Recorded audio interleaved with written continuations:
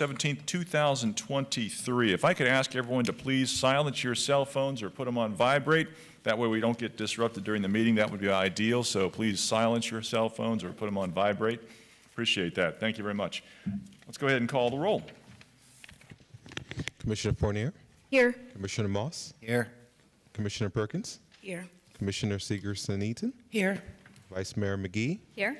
Harden. Here. Thank you. If we can all please rise for the Pledge of Allegiance. I pledge allegiance to the flag of the United States of America and to the republic for which it stands, one nation, under God, indivisible, with liberty and justice for all.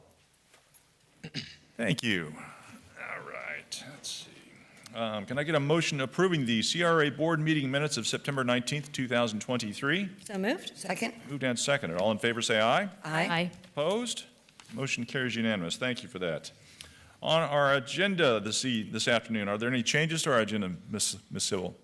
No changes, Chairman. Very good. Can I get a motion approving the agenda as printed? So moved. Second. Moved and seconded. All in favor say aye. Aye. Opposed? Motion carries unanimous. Thank you. Mayor, I'm sorry. Yes. I'd like to pull number 2 and number 3 on the consent agenda. Okay. Number 2, there is no 3, I don't think. Is there a 3? No, that's 3 is on regular agenda. Okay. Number But so you want item 2, okay, very good, thank you for that. Yes, on our consent agenda this afternoon, we will be pulling both items 1 and 2 for individual discussion. So 1 and 2 will both be pulled for discussion individually. Thank you for that. All right, next up is audience to be heard. Do we have anyone signed up for audience to be heard today, Kervin? Yes, we have 3 speakers. Very good. First speaker, Roderick Phillips, followed by Serica Peterson, followed by Jocelyn Jackson. Very good. Please come forward, just name and Mr. address Phillips? for the record.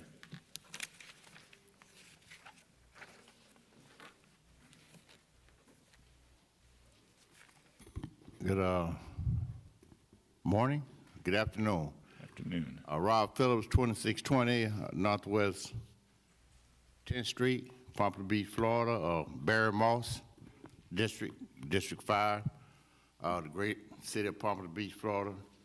Commissioners, I'm a homeless advocate, and as you know, in 1 week from today, we're going to have Exit 36, Substance Abuse Mental Health Awareness Day. We got the support of BSO, we got the support of CRA, we got the support of the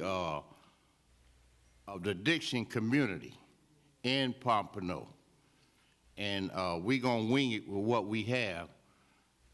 And last year we had a pretty good, successful event where we were able to help 15 people that were homeless and people that were mentally ill and people that were addicted. We helped 15 people. That says a lot for the event that we are putting on October 28th, 2023. And we just asking the commissioner of that district, Beverly Perkins, to come out and say a few words and give people hope. We need the community to come out and give these people hope that they're not alone, because the homeless population has picked up. It's not getting any lesser. There's becoming more and more homeless people coming to Pompano, and there's going to be more when it get colder, because this is a beautiful city, and this is the ideal place to come and be homeless, because this is where you get affordable living. That's the only affordable living that we have in Pompano is if you're homeless. You don't have to pay no rent. You don't have to pay no water bill. You don't have to pay no light bill. You don't have to pay nothing. So when you talk about affordable living, that's when you see them homeless people, that's what they got going on. That is affordable living in my mind. But last week, 2 weeks ago, I presented everybody with a certificate. Now, I did forget 2 people, and I want to apologize to them. That was Irving, Kervin Alfred. I forgot to give him a certificate.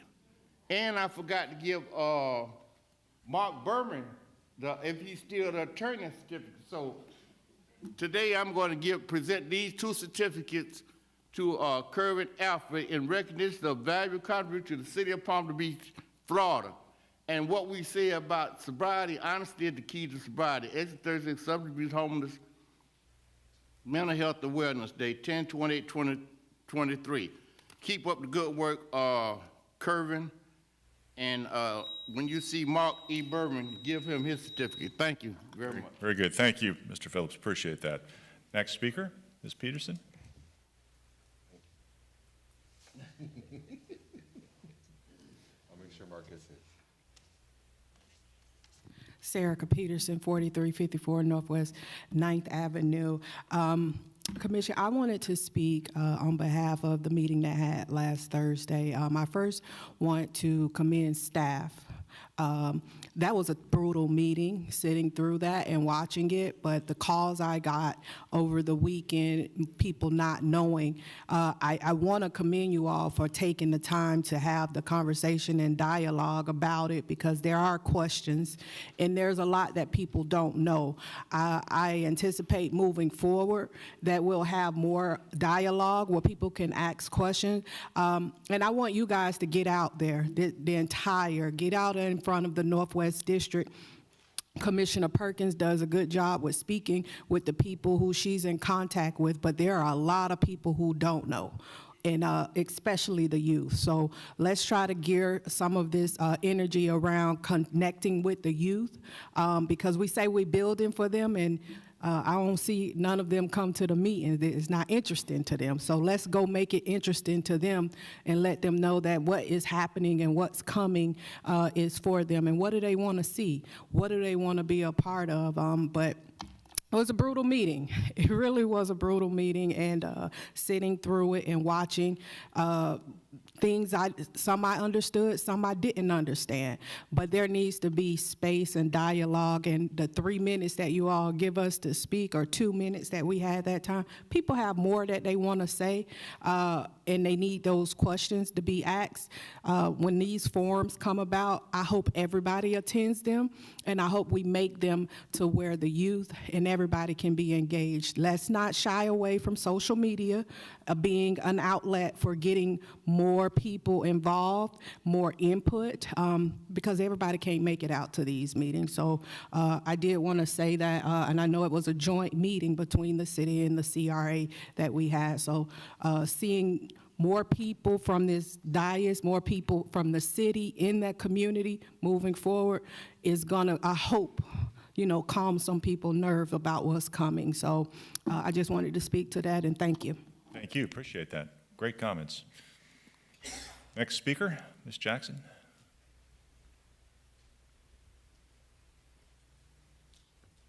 Just name and address for the record. Jocelyn Jackson. Good afternoon.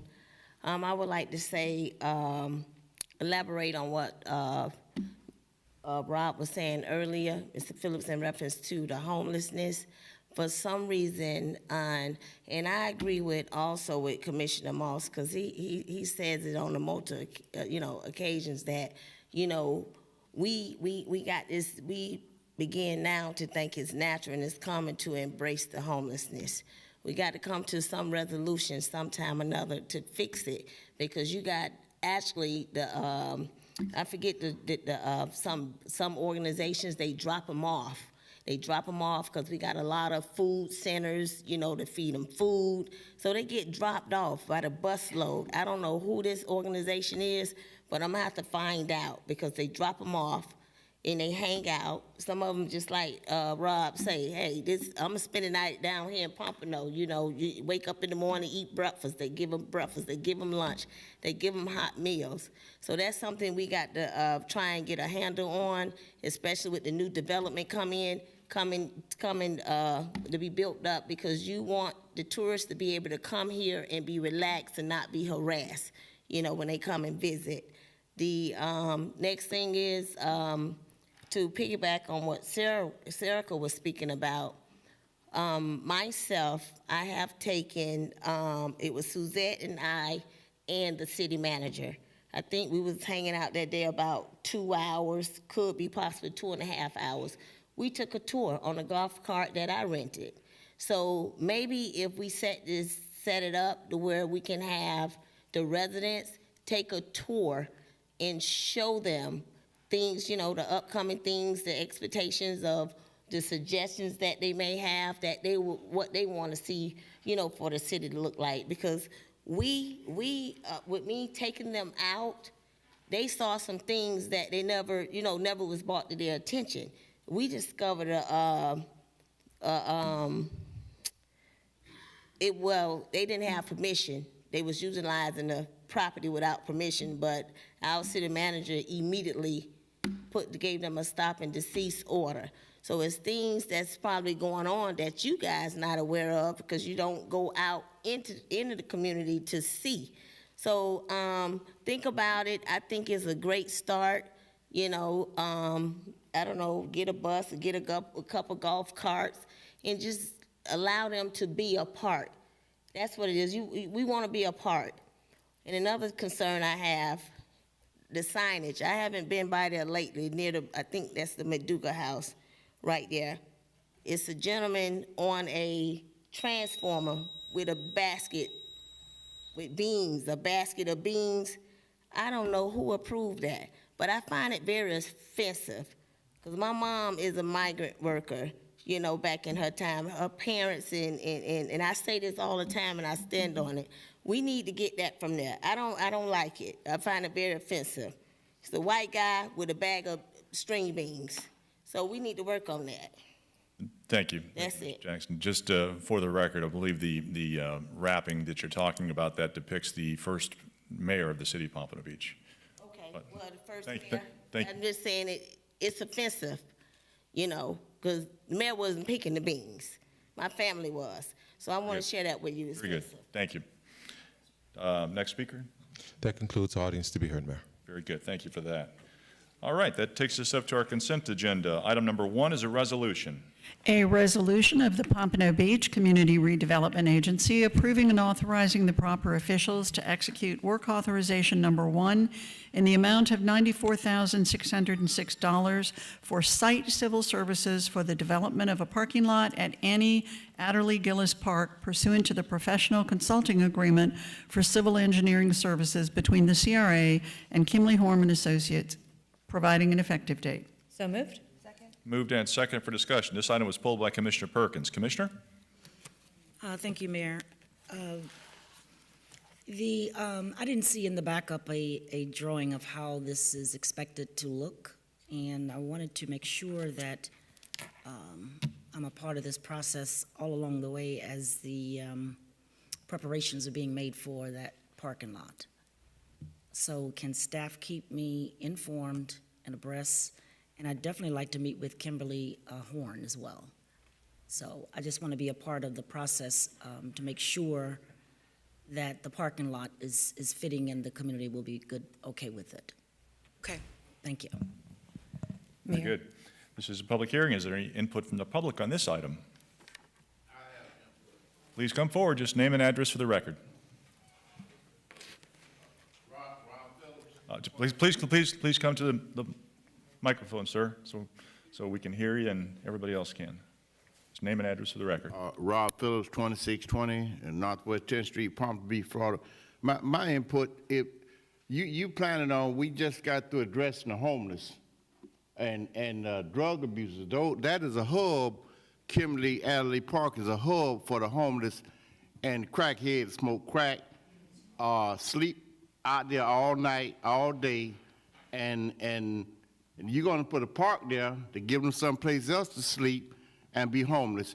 We have not got rid of the problem, but of course, no one up here on the dais passed by there and see people smoking crack and being homeless and having sex.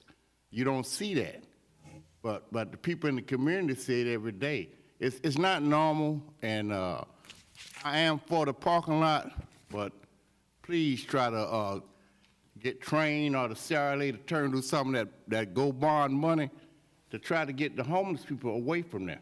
That's what we need. That's what I think need to happen, and it's not happening. The homeless are taking over, and because you don't live there, you don't see it every day. It really doesn't seem to bother you, but it bothers me when I go by there every day and the kids can't, the children not even playing out there. The children, that's supposed to be a park for the children. You can't go by and see children. You see people smoking crack, having sex, and eating and sleeping on the park. That's what you see. So, but you want to put another a driveway there to park somewhere. I'm like Ms. Perkins. I want to see where you're going to put the parking at. I really want to see this. But that's my concern, Mayor. If you could get together, you can't. BSO has no control. They're about to lose 100 people or more, so they're not going to be no help. So do what you have to do to help with that park in the northwest section to get rid of the homeless and the indigent that's over there, if you can. Thank you. Very good. Thank you, sir. Appreciate that. Appreciate the input. I'm sure BSO has was listening to that as well. Next speaker. Erica Peterson, 4354 Northwest 9th Avenue. Last year, I was living on 7th Avenue right over there, and I'm going to have to agree with Mr. Phillips on this because while living over there, the children didn't come out to play. And where they played was more so in that area. There's a open field right there. They played behind, I can't even think what, that Next Level Barbershop or something. They played right there. The crime, it's too much right now, and I think something really needs to be done. You got the 2 o'clock store right there that keeps so much going. I think a lot needs to be done with getting the crime under control before we put a park, because the kids are going to be enticed to go to the park. But I think something needs to be done right now because they don't go to the park now. While I was living over there, we didn't go to that park. The only time we went to the park is when there was an event put on by the CRA or something, and then all of the people were dispersed. They didn't put them out there, so that it was more under control. Having something there right now without having a plan of how we're going to deal with the unhoused people and the mental health issues that we're having right there, I think it's gonna incite more because, again, Pompano is that place. We have the hack over there, and the more stuff, it's inviting more of that behavior there. So I would like to see a plan before we do anything with the park or parking, I'm sorry. I would like to see and know what that plan is so that the people who are living there are not going to be inviting more of the crime and issues that's happening right there now. Thank you. Thank you. Next speaker.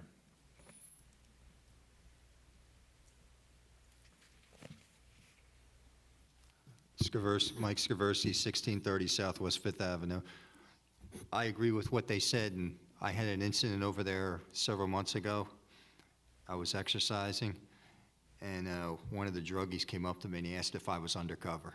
I said no, and they kept on doing their drugs. So it does have to be cleaned up before these areas something has to be done to clean these areas up before you just continue to develop, because if you just continue to develop and not do anything else, it's only going to get worse. All you got to do is look over at this old town. It's real bad and getting worse. Very good. Further input from the public? Seeing none, public input closed. Commission discussion? Commissioner Segerson-Eaton, then Vice Mayor. Thank you, Mayor. So I just wanted to just make it very clear that I support this item, that I'm voting for something for District 4 in Commissioner Perkins' district. And I think at the last meeting, it was implied or basically said that the rest of the commission doesn't support projects or developments in District 4, the CRA. Now, I'm not going to speak for the rest of the commission, but I am going to speak for myself on this issue because I supported the purchase of the land for this parking lot. I supported the revamping of the park. I supported the change in the artwork that you didn't care for, Commissioner Perkins, and I will continue to support that. I just wanted to be very clear that I support your project. Thank you. Thank you, Very good. Commissioner. I appreciate Vice it. Mayor? Thank you. I wasn't planning on speaking on this item, but I wanted to speak to what the residents who came up were talking about. I was planning to bring it up at the commission meeting, but I've been hearing the same thing. I've seen that park. I've been hearing a lot of complaints, both community park, along the beach, everywhere. So a couple of things I was hoping would be, A, is maybe we could get a report from our park rangers, have them just come up and brief us, give us some numbers of how many they're dealing with, what they're doing, what their process is. In addition to that, I had residents suggest ideas like maybe having patrols with canine drug sniffing units in the parks, so they could just walk around and smell out and try and, again, dissuade those who would be using our parks in these ways from deciding Pompano is a place that they want to be, because they don't want to be sniffed out with drug dogs or bothered or, controlled that way. And then the other part was, I do believe all the parks that we have are till sunset, correct? Correct. And if that's the case too, up the just after sunset enforcement, I know on the beach, we have a lot of people that wait for the rangers to slow down and the lifeguards to go home to go and then find a camping space in the Sea Grapes. And really just, especially now, I think it was a great point, as the weather's getting nicer and people are looking to, be where it's not quite so cold, to really make a statement as a city that, no, we are not going to let you just camp wherever you want or take over our parks doing drugs or whatnot, and really just, double down on our efforts to make a statement. So that's what my request would be, if the commission has support to, again, talk with both BSO and the rangers to see what we can do more. Absolutely. Ms. Sybil, do you know the hours? I think the beach actually technically is open until 11 o'clock, I think. Yes, I'm correct. seeing a nod from, so yeah, the beach actually is open until 11 o'clock. Well, then, in that case, it would be right after 11 to go make sure. Yeah. And the other parks Completely. at sunset, just whenever the closing time is. Absolutely. And along the beach, just upping the enforcement of that, and, pets on the east side. I have a bunch of people asking me for better enforcement there. In that case, they do wait for the lifeguards to leave, and I can watch them all running out there. I hear you. And that's definitely something we don't want to let happen either, and get a bunch of poop in the sand, so. Very good. Thank you for that. Got Commissioner Fournier? Thank you, Mayor. I also want to address the community's concerns on this and what I've heard. Community park is a concern. I've walked it with residents. That's not necessarily a CRA issue here. But in the backup of our agenda, the security reports that I was going through this month were, it was kind of difficult to look at the one from the Northwest. There were 87 incidents in a month. And I think over a dozen of these were at the park in question here. So I know I drive by it and I see what's going on there. I've seen the activities that you describe at the park. It's not for children. And we just invested in that park. So we need to do more. If the private security can't keep up with what's going on there, we need to call in BSO to spend more time there. I had concerns, and I was going to talk about in reports, that I'm hearing from residents in the east, in front of Cafe Max and other shopping centers, that there are people sleeping, and there weren't many reports from our private security in the east. So I don't know if they didn't spend time there or what happened this month, and we can talk about it more later, but there's a lot of time spent in the Northwest and a lot of incidents in the last month. So I think they need some backup in this area. So thank you. Very good. Thank you. Further commission discussion? Yes, Mayor. Commissioner Perkins? Yes, we do have a large problem with the unhoused on that particular park. However, I feel that once we remove them from the park, they're just going to move to another location. So we're really not resolving the issue. I know a while back I mentioned to the city manager that perhaps we could find jobs for some of these homeless people by having them pick up some of the litter or the trash in the community, because some of them do want to work, some of them do want to make money, and that might be a start to help them. I know the CRA in Miami have a program of such, where they are paying the homeless to help to pick up paper around the city and the area. And let me just ask the question, where are the guys with the yellow shirts? Aren't they supposed to be patrolling that area? I know if they have an issue that they have to call BSO, but I think their presence might make a difference. So the yellow shirt guys were Mr. Tran, identify previous- yourself. New and Trans CRA director. The yellow shirt guys were PSC, who we replaced with FPI. So they no longer are in yellow shirts, they're in more security uniforms, but they're in the cars. So they cover a lot of areas in the cars, so you'll see them in the cars. Okay, so they're no longer walking? They do get out and walk as well, but Okay. they cover more area in the cars. Okay, great. All right, thank you. Very good. Further commission discussion? So, Mayor, may I, one more thing is, there is an increase. There is definitely an increase lately, and what we've noticed is that there are, like Ms. Jackson said, there are vans coming and dropping them off. So we need to figure out where they're coming from. But there's a lot of new homeless individuals out there that we've recognized because we're right next to the park. We see it every day. We have seen them get dropped off. Well, Mr. Tran, I appreciate you saying that, but it's like, you are we. So, so who's dropping them off? Yes, we have to find out who's dropping them off. Okay, so you're working with BSO to try and identify who's dropping off homeless folks in our Correct. city? We have monthly meetings with BSO, their homeless outreach team, the park rangers, FPI, Cassandra Rett. So we meet regularly to try to figure that out, to see who needs help, and to get them help and where they're coming from. So it is a concerted effort.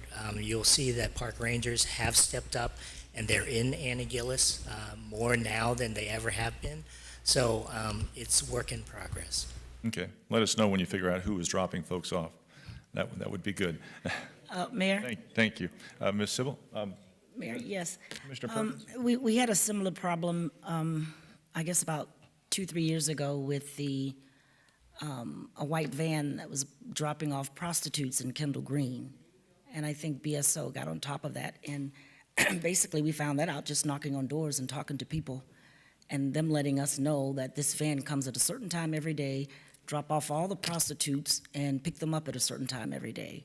So it helps to keep, our eyes and ears open and take pictures, whatever, we see. Thank you. Very good. Thank you. Further commission discussion? Seeing none, let's go ahead and call the roll. Commissioner Fournier, Yes. Commissioner Moss, Yes. Commissioner Perkins, Yes. Commissioner Seegerson-Eaton, Yes. Vice Mayor McGee, Yes. Mayor Harden. Yes. Item number 2 is a resolution. A resolution of the Pompano Beach Community Redevelopment Agency approving and authorizing the proper officials to execute work authorization number 2 in the amount of $92,000 for site civil services for the removal of roundabouts and replacement with raised intersections along Northwest 6th Avenue pursuant to the professional consulting agreement for civil engineering services between the CRA and Kimley Horn and Associates, providing an effective date. So moved? Second? Moved and second for discussion. This item was pulled by Commissioner Perkins and also Commissioner Seegerson-Eaton. Commissioner Perkins? Okay, this is the beautification for Northwest 6. This is from Atlantic Boulevard north to 15th Street. Am I correct? Correct. So with that, I didn't see drawings again, and when I brought this to the city manager's attention about beautifying 6th Avenue because of the entranceway into Blanche Ely, there needs to be more done than just removing the roundabouts. Is this supposed to be a start? Yes, so this is just one. So if you'll recall, back in May, we presented that tactical urbanism plan that was approved. This item before you is one of those initiatives that we're starting to kick off the plan. In the background, we've had several meetings internally with city staff to go through all the other initiatives, and we're kind of divvying up who's going to be responsible for what, and we'll have a report for you in December. Okay, great. Because I want to see the end product of what it looks like when you're completed, so Yes. we have an idea, because it's kind of a difficult task being a lot of apartments and a lot of houses. And what we've done in the past is I know with the former city manager, is just improve the road. but everything on both sides of the road is just not, attractive as you're entering into Blanchile. So that would be a challenge. So again, I'd like to work with, is it Kim and Horn again? Yes. Yes, I would like to work with them on the finished product as to how it's going to look when they're done. Yes, Commissioner. All right, thank you. Very good. Commissioner Seegerson-Eaton? Thank you, Mayor. So, I just want to make it very clear that I am supporting this item. I also want to make it very clear that I did support the $3 million, $3+ million revitalization of 6th Avenue when it was brought up back in May. And I will continue to support it, and even if there may be cost overruns over and above the $3.1 million. This street was done in 2013 the first time, and it's at that time, I mean, I agree that it needs refreshing, and we're doing things different to help calm traffic, et cetera. But I also wanted to say that I have supported so many projects in this Northwest CRA and in District 4. The senior center parking lot, for example, that's a $750,000 item that is going to improve the $6 million senior center that was paid for in the GO bond. So I supported that. I've supported the Apollo Park $4 million overrun cost to do more there. I just supported the landscaping and the purchasing and the development agreement for Martin Luther King Boulevard, in continuing it all the way out past west to Power Line. So I think, and I just don't like that the characterization was that that I do not listen or care about Northwest projects in the CRA, or it's mostly the CRA.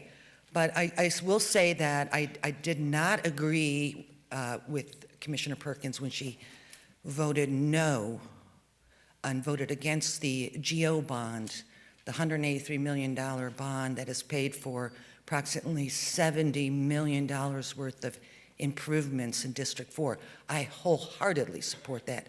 I still support, and I said it when I first got elected, that I care what happens in the Northwest. I want to see improvements because improving the Northwest is an improvement to the entire city, and I stand by that. So I just wanted to say that for the record because I think I was insulted by some of the things that were said on Thursday's meeting. So I just want to make it clear, I support this project wholeheartedly.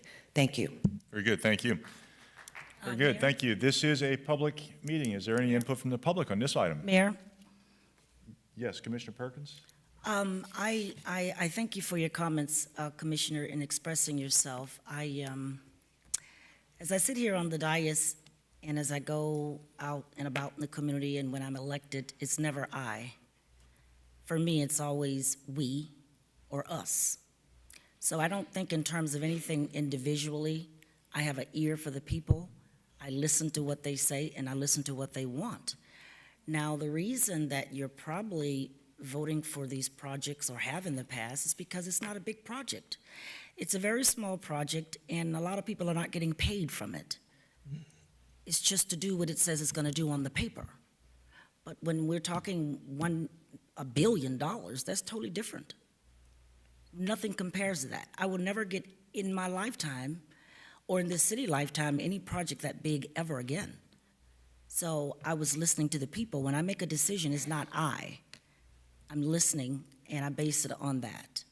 Thank you. Very good, thank you. This is a public hearing. Is there any input from the public on this item? Seeing none, public input closed. Commission discussion. Commissioner Seegerson-Eaton? Yes, I just don't presume to speak for the entire commission. I'm speaking only for myself. Thank you. Very good. Further commission discussion? Questions, concerns? Hearing none, let's go ahead and call the roll. Commissioner Fournier? Yes. Commissioner Moss? Yes. Commissioner Perkins? Yes. Commissioner Segerson-Eaton, Yes. Vice Mayor McGee, Yes. Mayor Harden. Yes, that takes us up to our regular agenda. Item number 3 is a resolution. A resolution of the Pompano Beach Community Redevelopment Agency approving and authorizing the proper officials to execute a contract for sale and purchase between the CRA and Richard L. Macon for the property at 738 and 740 Dr. Martin Luther King Jr. Boulevard, Pompano Beach, Florida, in the amount of $410,000, providing an effective date and for other purposes. So moved? Second. Moved and second for discussion. Good afternoon, Ms. Lamassier. Good afternoon, Chair, Vice Chair, CRA Board members, Cassandra Lamassurier, your CRA Real Property Manager. Staff is seeking approval from the CRA Board for the purchase of property located at 738 and 740 Dr. Martin Luther King Jr. Boulevard in the amount of $410,000. The property is located on the southwest corner of Dr. Martin Luther King Jr. Boulevard and Northwest 7th Terrace, adjacent to property that is owned by the CRA. If you look at the aerial, you can see the property owned by the CRA shown in red, the property owned by the city, leased by the CRA, which is the 731 Building and Shops, in blue, and the property for purchase is outlined in yellow. The property owner contacted the CRA with an interest in selling their property to the CRA. The property consists of a 1,989 square foot building operated for several years as the Freeman Macon Funeral Home, and it's on a 12,557 square foot land area. The property is zone transit oriented within the downtown Pompano Overlay District. It has a use designation of mixed use Main Street 2, a density designation of optional residential 18 to 36 dwelling units per acre, and a maximum allowed height of 55 feet. The CRA purchase price of $410,000 is the fair market value as of May 31st, 2023, which was determined by an independent appraisal. The contract was presented to the Northwest CRA Advisory Committee at their September 5th, 2023 meeting, and because of comments made from the public asserting Teresa Freeman had an ownership interest, the Northwest CRA Advisory made a motion to delay until the CRA could obtain the title commitment to show clear ownership of the property. A title commitment was obtained from Guaranteed Florida Title Escrow and Abstract, and the United States Marshal's deed provided by the title company showing Richard L. Macon as the property owner of both parcels matched the deed listed under the sales history on the Broward County Property Appraiser website. The deed resulted from case number 89-6491-CIV-ZLOCH, and it was the result of a foreclosure sale in accordance with the amended summary final judgment, which was entered on June 28, 1990, and Richard L. Macon was the successful bidder, with the sale being confirmed by the order of the court entered September 18, 1990. A petition to appoint Mr. Macon's daughter, Mary Scott, as the guardian of person and property was filed on October 3, 2022, and the original letters of guardianship appointing Ms. Scott as the plenary guardian of person and property of Richard Lee Macon were entered on December 7, 2022. The amended letters of plenary guardianship of person and property were ordered by the court on May 19, 2023 to correct a Scribner's error, and an electronically certified copy from the court was included in your backup. Also, Mark Berman, who handles closings on behalf of the CRA, has contacted the attorney that handled the guardianship on behalf of Ms. Scott and Mr. Macon to confirm that Ms. Scott is the legal and court-appointed guardian for Mr. Macon. After the guardianship was established, Mr. Macon did sign a quitclaim deed in July to Richard E. Macon, his son. The title company has confirmed that a court order authorizing the sale through the guardianship would be required, and that's actually language that's included in the contract as well. Ricky Macon, Mr. Macon's son, had done that thinking that that was required to assist with the CRA purchasing the property, not realizing the court order is what would take care of that. The funeral home business that operated the property ceased operations as indicated by the articles of dissolution that were filed with the Florida Division of Corporations, sunbiz.org, on June 23, 2023. The proceeds from the sale will go into a restricted depository account with the guardianship, as they have control over the funds that are used for Mr. Macon's care.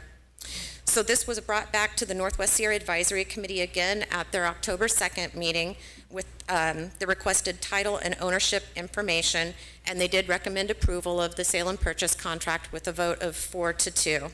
Staff recommends approval of the contract for the CRA's purchase of this property, And Mr. Macon's children, the guardian, Mary Scott, who has flown down from Georgia, as well as his son, Ricky Macon, are here to answer any questions and confirm their desire to sell the property and use the funds to care for their father. Very good. I'm available for any questions. Very good. Thank you for that. Good afternoon. I'm Teresa Macon Freeman. My husband was Clinton J. Freeman. It's okay. Is this? Can you pull that microphone a little closer, ma'am? I don't know what he said. I say my name is Teresa Macon Freeman. Okay. At 409 Southwest 15th Avenue, Delray. My husband was Clinton J. Freeman. He established this business in Pompano. And my brother Richard Macon came in to help me. Now his children, he's in a nursing home at this point. His children is trying to sell, has offered, CRA has offered them money for the building. They were gonna sell it without my knowledge, and I don't think that's right. So I don't think that's right for them to sell. I'm nervous, I can't help it. They are trying to sell without my knowledge, and I don't think that's right. I knew nothing about them selling. Richard doesn't know anything about him selling it either, because I went and asked him, did he have knowledge of his children trying to sell the property? He said no. He had no knowledge. I went to see him. That's my brother. So like I said, that's all I gotta say, and I think it shouldn't be done that way. He should know something, and I should know something. I know nothing. Very good, ma'am. That's because but what our staff is telling us is that there's apparently a guardian has been appointed for Mr. Now, what she's saying is the property. And that's, sir, can you identify? My name is Bruce Williams. I'm the nephew. The property, the name on the property has been changed. Originally, the property should have been in her name and her brother's name. Through the years, the title has changed, and she wanted to know why. Because nobody informed her that the title was going to be changed into his name. It should have been shared property. You understand? Because originally it belonged to her. Now, how did it get in Richard Macon's name? We don't know. And that's what she wanted to know. How did it get in his name? And sir, we really don't know. I mean, that has to do with lawyers, and there's title insurance that follows title, and there's all that stuff. The city really isn't involved in that particular aspect. I understand you may have some questions about it, but the deed is. We do have a lawyer, but we just need a little more time to find out why, because we have a title search done as I speak. Well, because we've got a title search that's been completed, and it shows clear title. So I appreciate that. But yeah, further input from the public. This is a public meeting. Please come forward. I mean, if you've got more to say, feel free. I mean, just. These are Freeman's. Okay. Two children right here. This young lady here, and this is a young man. These are his children. And I just want you to know that. I appreciate that. Thank you, ma'am. I'm right here, Ms. Teresa. Appreciate your concerns, and I'm. Hi, my name is Teresa Blight, 410 Northeast 31st Street, Pompano Beach, Florida. My family been friends with this family for many, many years, and the situation what we just found out about is a lot of fraud was going on. So what we asked the CRA before October to give them time, someone's supposed to be helping them family to get attorney, no one didn't do it. So now they just got attorney. So what we asking y'all, Rich, and the city, the commission, all of y'all, give them time, please. Because what they made up and what they find out is false information. So I'm asking you guys, please, please, give them a little time to get their attorney so y'all can get the ball right, the correct information, what should be done. Please, that's all I ask you guys. Because what they doing, and the pictures I have, I went and seen to Richard, and Richard told me he didn't give nobody no knowledge, and he's in his right side mind. So if y'all want to see the video and everything I talk, I'll show it to you. So what they doing is illegal stuff. So what I'm asking you guys, please, In Jesus' name, give them time to get attorney, because what they're doing is illegal stuff. We have attorney. Yeah, I know we got attorneys, so we wait for them to send, the attorney send them the information to put hold on the sale. Well, I appreciate that, but, you know, if you've got an attorney involved, I'm sure they'll file any paperwork that's necessary. Because it's, the city is dealing with the legal representative of the estate at this point in time, and we've got nothing to do with the history of the property. The city merely, that was approached to ask if we wanted to purchase the property, and yes, it's a great spot on MLK Boulevard, so yeah, of course, we'd like to purchase it. But, you know, if you've got an attorney involved and there's some kind of fraud that has taken place, then I'm sure your attorney will file the proper paperwork. So therefore, y'all could give them a little time for the attorney to dig in and find the information what they need? Well, this has been going for some time now. It's been before this, it's been before the Northwest CRA Advisory Committee, twice, and so this has been going for some time. Mr. Mayor? So the CRA have the paper, so why they haven't brought it up, that attorney sent y'all the paper? His name is? Are you referring to No, that? so you guys, you got an attorney and, They sent them the paper, and they have the paper. okay, I mean, if we've received paperwork that says we can't go forward with this, then that's Yeah, we that's sent the fine. paper, that's why I can't understand why she Okay. didn't bring it up. Okay, I've got the CRA attorney over here. Appreciate it. Thank you. Thank you very much, that's what y'all have to do, speak Ms. to her. McKenna? Yes, perhaps I can help. The party that's going to decide how much time and whether there's an issue is the court, not the CRA board. So the attorney that you have is going to file papers in the guardianship proceeding. What will happen is this contract for sale and purchase will go to the court. Your attorney will say, we don't want you to do that, or we want more time. But the party that's going to decide this issue is the judge in that guardianship proceeding, and not us. We're merely letting the court know if everything is up front and straight, then we would like to buy the property. That's all that's happening today, that we're authorizing the contract to be submitted to the court. But the court is going to decide, not these folks. Very good. Okay, thank you. Thank you, folks. Appreciate it. Thank you. What about Sorry, I'm sorry, sir. What was your name? My name is Glenn Freeman. Oh, okay, Mr. Freeman. The quit claim deed they have, it wasn't signed by their daddy. They said it's signed by him, but he didn't sign that paper. He said he didn't sign nothing, and he didn't know his funeral was being taken. So you say the quit claim deed, that's fraud right there, but how? He signed his name a certain way, and the name being signed by the son. If you see the paperwork, you see the same signature. You see the same signature on the paper. So why is the paperwork being? Why you letting it go through like that? Well, it sounds like you've got an attorney who's going to raise all those issues for you. I mean, yeah, we've gone through all the procedures that we legally need to go through, and documents were presented as that they're certified documents. So that's what we look at. But if you got an attorney who's representing you, I'm sure those kind of questions will be asked. I mean, that's up to your attorney to bring those kind of questions. So in other words, y'all still gonna give them time to come back with this here with the attorney? Well, it's yet to be determined what this commission's going to do.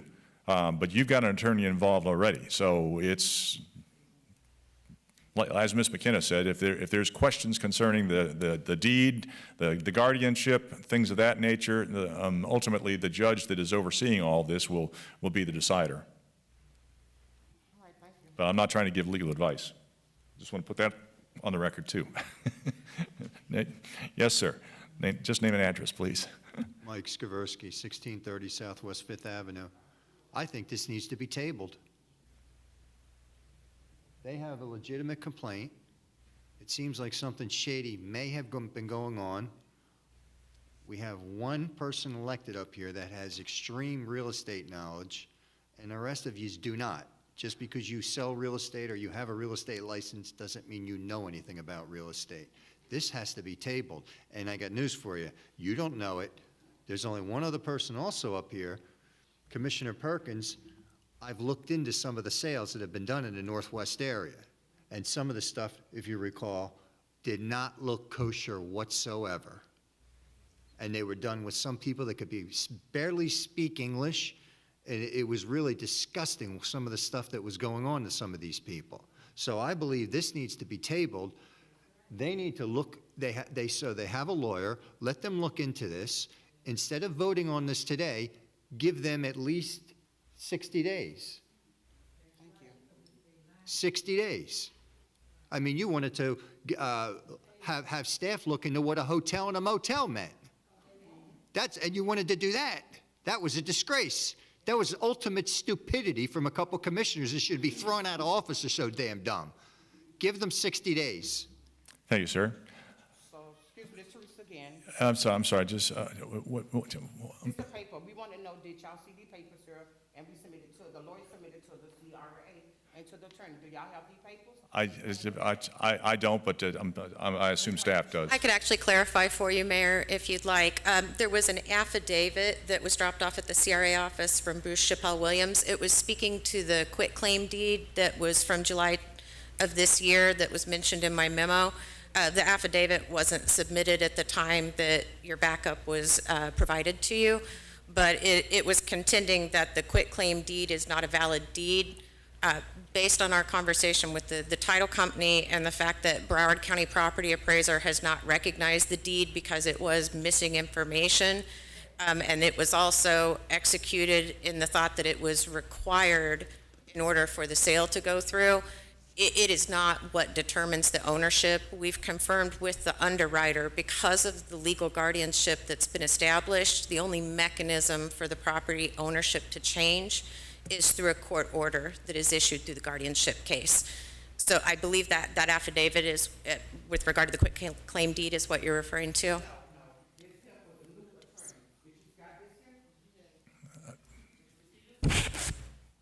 Yes, that's the affidavit referring to the July 2023 quitclaim deed. Gotcha. So so the court will actually determine if this sale goes through or not. Yes, and just to point out, this actually began long before the September Northwest CRA meeting. The Macons actually approached the CRA in June.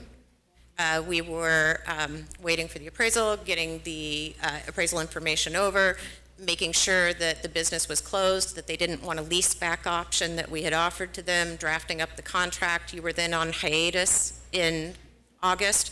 So September was the first opportunity that we had to bring it to the Northwest Advisory Committee in the hopes we would bring it to you. Again, the sale of the property, the proceeds are for the care of Mr. Macon, so they've been very patient in waiting on us.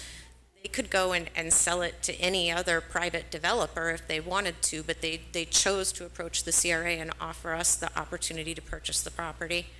So, even if you approve the contract today, there are still up to 90 days allowed for the closing if they would choose to file litigation. I did confirm as of noon today that the Broward County Property Appraiser still shows Richard L. Macon as the owner, and that there are not any cases that have been filed in the court by Ms. Freeman or against Mr. Macon as a named party with regard to this. Very good. Thank you for that update. Now, this is, like I said, this is a public hearing. Is there input from the public? Please come forward. Just give name and address for the record, please. 2874 Northwest 4th Street, Pompano Beach, Florida. Enikia Johnson.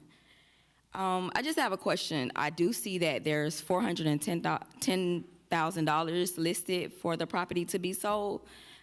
Is that the price because of the fees and the liens that was listed on the property from code enforcement? No, I believe that's the appraised No, value.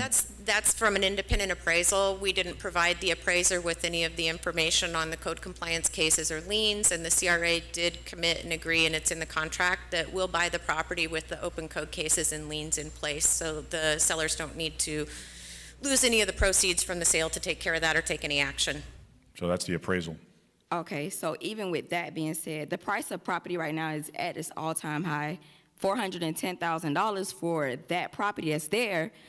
I purchased property as well, you know, on the side as well. So the price that they're offering and giving for the property is not valued that it should be.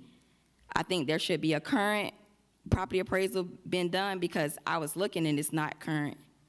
Miss, when was that appraisal done? The market value date was established as of May 31st. The appraisal report we received in, I believe, the third week of June. There's always a lag time from the value date. May 31st of 2023? Yes, sir, Okay, this so year. that's It's less than 6 months old, correct. Okay, and as well as this business has been in Pompano since Pompano was started. So just like the Sample McDougal house, you guys moved the house from Sample and Dixie all the way over to Federal and Atlantic. What even if it was sold, what would be the preserve of this monument? Because to us, it's a monument. So what are you gonna do for that? Because he's helped a lot of people in the community bury their relatives. So there should be some type of, acknowledgement to him as well. And I think that, that should be taken into consideration, because if they're being offered this amount, if it was something else in that same area and you were selling it, I know this is where the new building is going, so I understand why you want that piece of property, but I still think that it should be took into consideration of the value and the cost that it's being sold for, if it gets sold. Well, right, if it's being sold, but like we just explained, the appraisal, that's current. So that's the current value of the property, $410,000. And in conversations, you indicated there were plans to try and some sort of a monument or something. Well, I mean, Mr. Macon's played an important role in the community, his ambulance service and burying those family members of those in the community even when they couldn't afford it. So it's absolutely appropriate to acknowledge everything that Mr. Macon's done for the community. I think his contributions probably even outweigh any historical significance of the building from like an architectural standpoint, but there absolutely needs to be something done to recognize the business that operated at that location for so many years and served the community. It's a very sensitive place if that's where you go to bury your loved ones and have the service to honor them. So we absolutely acknowledge and appreciate that. We haven't decided exactly what needs to be done. Right. That's one of the things that needs to be taken into account when we create that downtown. Mm-hmm. Okay, so I have another question. Being that the code enforcement is not being taken into consideration for this value of the sale of this property because it's being sold to the city of Pompano, if we could give the money for the property instead of selling it to the city of Pompano and knocking down the building, would those code enforcements be waived as well? Because that's what it sounds like it's gonna be done. The codes are gonna be waived. Yeah, the city is proposing to purchase the property with the existing code liens against it, so yeah. Right, so is the city of Pompano paying those code fines as well as the $410,000? Well, no, technically, we're not going to write a check for the code liens, no, but So you're going to waive them? Well, they'll be waived, yes, because they're owed to the city. My question was, if the fines were being waived, would you waive the fines and someone in the family purchase the property? No. Why? No, if someone else purchased the property, we would enter into negotiation if the violations were solved. I'm just giving you the way code enforcement works in reality. If the violations were solved, if someone else purchased that property, we would enter into negotiations to reduce the fines if the violations are cured. That's the key. The city is not here to try and make a windfall profit from code enforcement fines. No, I'm not. I'm just asking because if the $410, $2 million. I Okay, so just so you know, ma'am, that's why I was $2 million worth of fines on that property. So is the city willing to waive the fine so that the city could purchase it? Because at this time, that means the city is purchasing a building that has $2 million worth of fines plus $410,000. So that means that's $2.4 something million that the city is willing to pay to get this property because they need it, correct? Correct me if I'm wrong, because I just want to make sure. No, ma'am, $410,000. Okay, so what about the $2 million in fines that's on the property? What are we doing about that? I just went through it, explained it to you. So the fines are gonna just be waived? Yes. Okay, so if, say I decided to purchase the property. If I decided to purchase the property, would the fines be waived? Because some of the things should have been grandfathered in because of how long that building has been there, and the CRA themselves went in and remodeled the building, so everything should have been up to code anyway. Yeah, I don't know what the code enforcement fines are for or what they started from, but anyone outside the city who purchased that piece of property, if they purchased it with the liens outstanding, they would then need to come to the city. They would need to first comply whatever the violations were, and then they could enter into negotiations to try and get the city to reduce the fines and liens. That's the process. Okay, Goes so on almost the city every. goes through the same process? No, because the fines are owed to the city. The CRA, if I will, just to be clear, the CRA is the buyer. We're no different than any other private property owner that would buy it, because the CRA doesn't have the ability to tell the city that they have to waive liens for us. So we have to bring the property into compliance. We have to submit an application for mitigation and ask for reduced fines, and then pay whatever amount the special magistrate orders us to pay, if that helps answer the question. It's no different than if anyone else were to buy it. It's not the same legal owner when the CRA is buying property versus the city buying property. They're two different legal owners of property. I just feel like it's not right because it's a lot of people in Pompano, in the Northwest District, losing their houses because of these fines. I had $285,000 worth of fines, which the city did, take care of it, but I had no knowledge of these fines. And it's a lot of people that this is happening to in the Northwest District, and it's not fair. Because if you don't know about these fines being on your house, then guess what? The city can just come in and take it, and you build another house or put something else there, and these are houses that's been passed down in generations, to keep Black people with their to make sure that they have property or somewhere for their family to go. So those things should be taken into consideration. I'm sure they had no idea that it was $2 million worth of liens at the funeral home.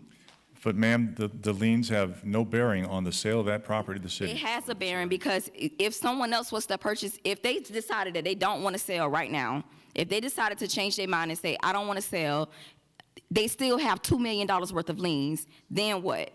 So if they did want to sell to somebody else that was offering them, say, $1 million, somebody was offering them $1 million, they wouldn't get anything because they have $2 million worth of liens. And then you pulling this card for people that's incompetent of what's going on in the community right now. And that's not fair, and the city is steady doing it, and nobody knows what's going on. Ma'am, and folks, I appreciate everybody's input here, but the city or the CRA was approached. We didn't go out. We didn't go out and approach and attempt to purchase this piece of property. The folks approached the city. It's a legitimate appraisal of the value of the property is what we're talking about. Thank you. Next speaker. Jocelyn Jackson. I'm a licensed realtor for the state of Florida. And I understand this is a sensitive situation. And when you don't understand the logistics of the real estate market, you look at right now, and a lot of the residents probably looking at what the future value could be. And it's a difference. But let me say this first. My introduction to Mr. Macon, I was a small girl. He was doing business before I came. I'm 53 years old. He buried a lot of my loved ones. My grandma, her mom, my mom, dad. Her brothers and sisters are out there, and some of them we can't even find out over at the community cemetery. But Mr. Macon, from you being that stakeholder in the community and everybody look towards you to bury their loved ones, when the last time a resident gone there, they have their loved ones buried? You know, I go out there and I see Mr. Macon standing outside with his suspenders on, real sharp. And it hurts to see because now it's a new trending. And I love Woody with my heart. I love Woody. You know, you got people going to Portier, they servicing other funeral homes and forgot about Mr. Macon. For years. No service. No service at all. I would go inside that place, and you can tell no visitors was coming there at all. He'll be sitting there in the chair when you walk in. Stuff everywhere. The place got to be knocked down. You can't even go inside the place. You can't even go inside. There's stuff everywhere. It's been years since he had services. Years. Where everybody was at then. And I at the end of the day, Ladies and gentlemen. listen, Ladies and gentlemen. everybody had their time to speak. Ladies and gentlemen. One moment, Ms. Jackson. Ladies and gentlemen. This is a warning. I'm going to warn you now. Please control yourself. Thank you. As I said before, this is a sensitive situation for the family. For the love for Mr. Macon, where everybody's been. And I stand on that. And I'm done. Very good. Thank you. Next speaker.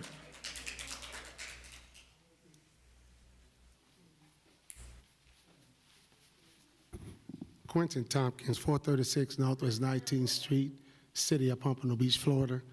I want to say this is going too far. And from what I have seen in the city of Pompano, I don't know whether you recall the building on 18th Avenue where one of the men's name was on the building was knocked down.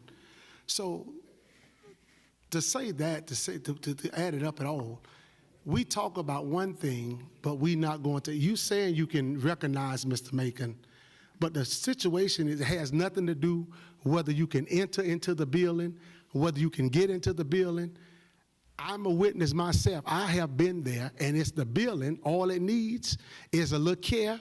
Ain't nothing wrong with it. He was still having services there. Okay? That part. Number one, I don't have to put it out there, but where was other people? But it's not about that. It's about the building being sold. It's about this family here. It's about what they're asking. And I think what needs to be done, with the proper thing needs to be done, this thing needs to be tabled until further notice. Because if this family going through this here is a legal situation, why would you go ahead on and push it? If you was in that shoe, how would you feel? How would you feel if that was your people? How would she feel if that was her people?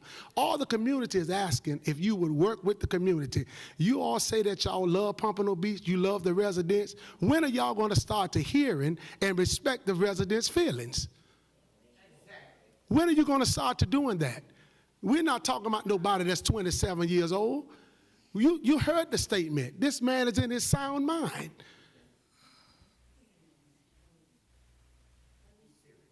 You know? Has somebody been there to talk to this man to see what condition he's in? Have anybody been there? No. Have anybody been there? It's their word against their word. It's a he say and this. Come on, let's do the thing properly. Very good. Next speaker. Please come forward. Any public input? Going once, going twice. Mayor, I believe Mrs. Scott and Ricky Macon wanted to address the board. If you want them to do that under public comment, Sure. or if you would rather they answer questions. Yeah, sure. The last comment. Sure. Let's go ahead. Mrs. Scott, Mr. Macon, you can come on up to the central podium, introduce yourself, and let them know why you're interested in selling the property.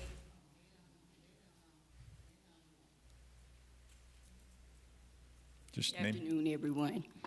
My name is Mary Macon Scott, and I'm Richard Macon's daughter. And we have him. He's still alive and doing well, but he needs care. And we have to take care of him. And that's what we need to do as his children. That's what we're looking to do, to sell the property at 738 Martin Luther King Jr. Drive. We're not trying to, do anything other than see about our father. That's what the Bible says, that we have to see about our father, that we have to see about him in his old age. So he's 94 years old. He's been deemed with dementia by a doctor, so by a court, and that's all been said and done about him. We love him. We want to continue. We don't know how much longer he has to be here. We want to take care of him for as long as the Lord is willing for him to be here. And so basically that's all I got to say. And we are wanting to sell the property so that we can continue to take care of him. Very good. Thank you for that. I'm Richard Lee Macon's son. My name is Richard Ezell Macon. And over the past 30 to 40 years, I've been with my father at that business we're talking about selling.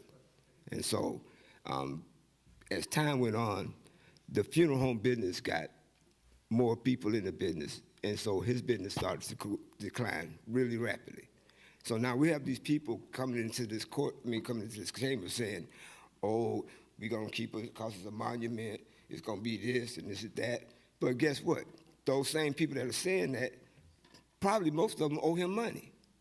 You understand what I'm saying? See? Ladies and gentlemen. See, I can't even speak. I can't even speak. I can't speak to you guys. Ladies and gentlemen, please let the speaker speak. It's the ma'am, that is the second warning. Okay. That is the second warning. I'm not going to ask you again, so please be quiet. Thank you. Let other people speak. Thank you. Okay. Go ahead, sir. So I've been with my father since I was a kid. I was probably 12, 13 years old when I started coming to Pompano from Delray, where I lived with my mother. And so I understand all these different people have all these different concerns about my father. Now, when somebody's father died in our family, we didn't show that much concern about their father and their property or anything like that.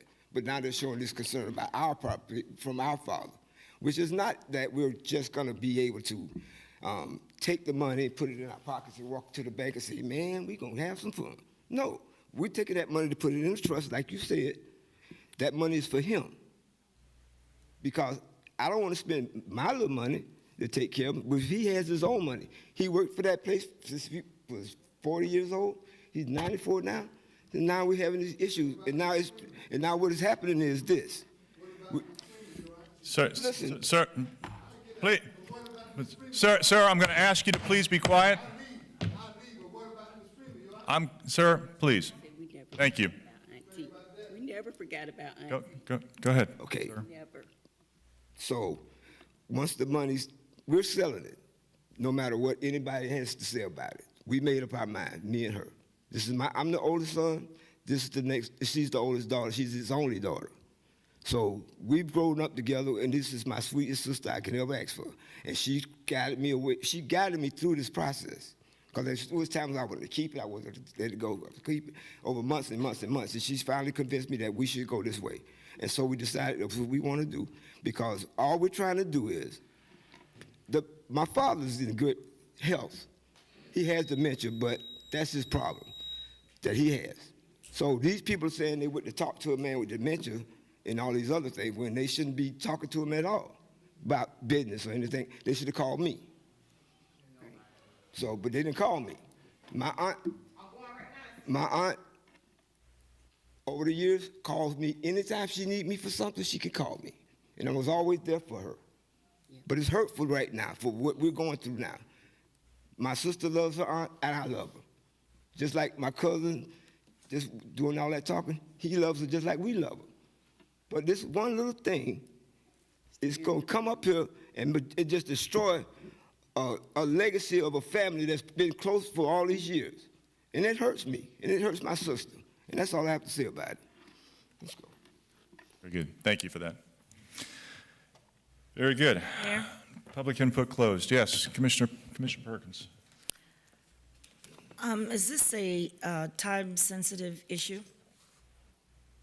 This contract, is there a time certainty on it? It's time sensitive, obviously, for the family. They've presented to you that it is sensitive to them, but the time, they will have the right to go in front of the judge. The folks that don't want the sale to go forward, they will have the opportunity to go in front of the judge and say, you should not approve this contract because, and then whatever their argument is. But it's, the venue is the court. The court will decide on the timing, and they will have the opportunity to present whatever their positions are. They will be able to present that to the judge, including, Judge, please don't approve this contract until we have time to give you whatever it is they want to present to the judge. So all that is happening today is you are saying, we would like to submit this contract to the guardianship court for approval.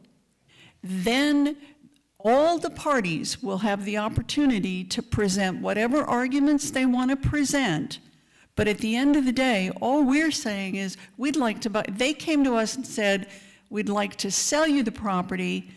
We are saying we would like to buy the property. All the other issues that have been presented to you will be presented to the court, and the court will decide. So timing will be determined by the court. I understand what you're saying. I think it's best to table the item based on what we've heard here today. I don't think there's a reason that the city needs to move on this. We are talking about a historical landmark in the district. I did hear both sides of the family, and I think we should give them time to try to work this out among themselves. I understand what we have in front of us. I see the signature of the guardian, but I do think that we need to, I would like to make a motion to postpone this contract for at least 60 days until the two families can see if we can work this out between the two families. I know and I understand what we have here in front of us. You made yourself very clear. Mr. Macon only had 2 children? I would have to have his other children answer about their, if they have more siblings. They're just you. All right, that's four children, one of which is deceased, 3 living children. Okay, and the building was built what year? I believe the building was built in the 60s, according to the Broward County property appraiser. Let me look, it's really small type. Yeah, 1960. 1960, okay. All right, it's about 60. Okay, I'd like to make a motion that we table this item. I'm not sure if we probably won't have a meeting in November. Probably won't have a meeting in December. But I'm willing to table this item for the December 19th meeting to give both families time to connect or whatever they need to do with the judges or with the our attorneys here. So there's been a motion to postpone this item until the December 19th meeting. Yes. That's by Commissioner Perkins. Is there a second? Motion dies for lack of second. You still have the floor. Pardon me? You still have the floor. Oh, I'm done.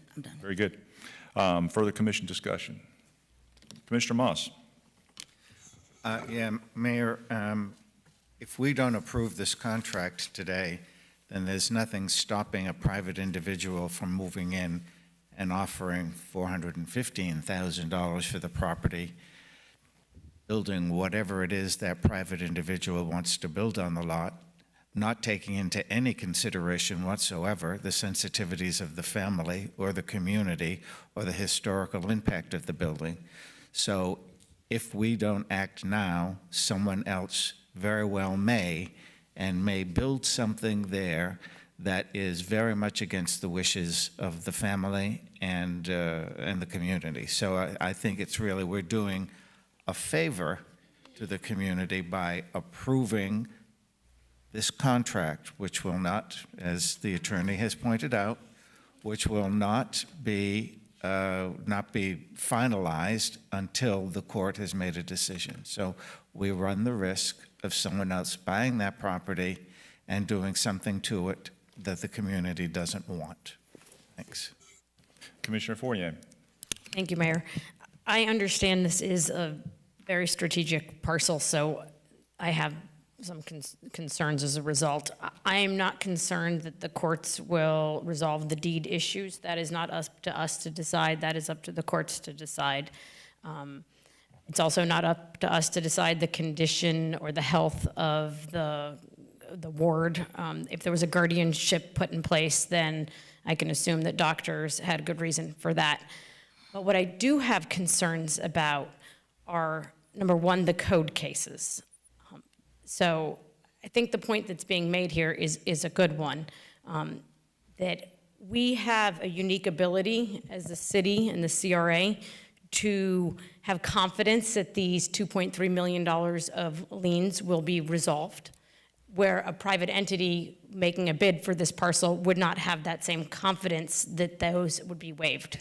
So someone else would say, you know, if it doesn't get waived, they have to bid $2.7 million to get the family the $400,000. Now, I'm sure some of that would be waived, but they don't know what that number is, and we have more confidence that that number would probably or likely go close to zero. So we can bid with more certainty, which leads to a very different process than if we didn't have $2.3 million of liens on a property. It's just an impediment for a private entity to come in and figure out how to value that. So I have concerns about that and what that leads to in terms of the process and the pool of buyers that the family would have. And then secondly, I have a question. What is the plan for the building? Is the plan to knock it down? Not immediately. We have to see the condition of the building and make sure that it's in good structural condition, safe to occupy. We might be able, in the interim, before the downtown gets redeveloped, to rent the property out. Any property we buy that's viable as a rental that can generate income to the CRA, we're going to rent that property out. We wouldn't rent it out as a funeral home. It would be a different use. As I said, we did offer a lease back to the owners, but they indicated, you know what, the business isn't operating anymore. We don't want to lease it back. But we do have the opportunity that if it's in good enough shape, after we bring it into compliance, that we could rent it to someone else if we want. Okay, thank you. Very good. You know, I look at this a little different. I look at this with concern for the family and taking care of their loved one. If we were to postpone this for 60 days, that postpones the decision-making process that the courts will ultimately be involved in. We're making the offer to purchase if it's approved by the CRA board. We're making the offer to purchase, and it's a good faith offer, but it's not going to move forward until a court says it can move forward, which the court will look at all, as Ms. McKinney indicated earlier, the court will look at all of the evidence out there that's presented to it and make a decision whether it's proper to go forward and sell the property to the CRA or not. If there's something with a title, with a deed, with whatever, then the courts will make those kind of determinations. But the court will not make those kinds of determinations until there's a reason to make those kinds of determinations. So if we were to just put this off for 60 days, that the court may decide, may not be forced to make that decision. So it delays the sale for however long, which delays the money going to take care of someone's loved one. So whether we wind up buying this piece of property or not, we don't know yet, because the court will make that determination. But until we ask the court, basically, to make that determination, then nothing will happen, and Mr. Macon will still be sitting out there.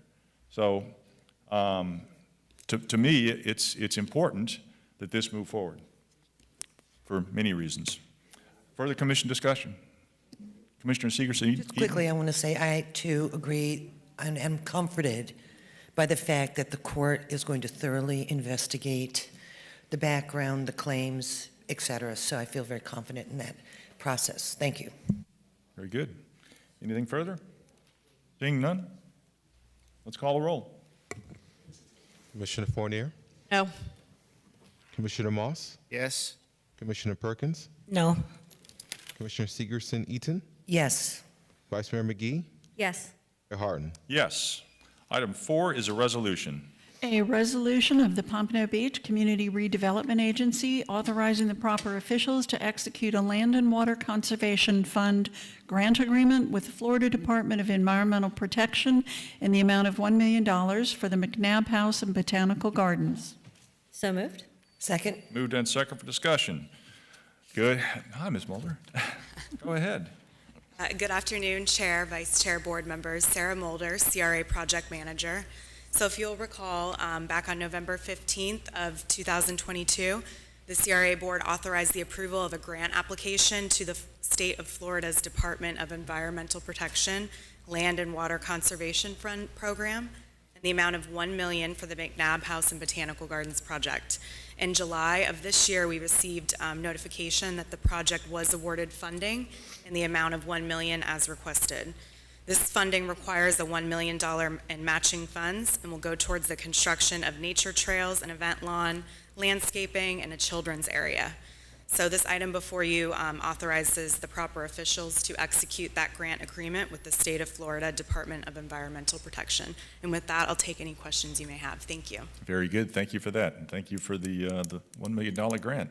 This is a public hearing. Is there any input from the public on this item? Please come forward.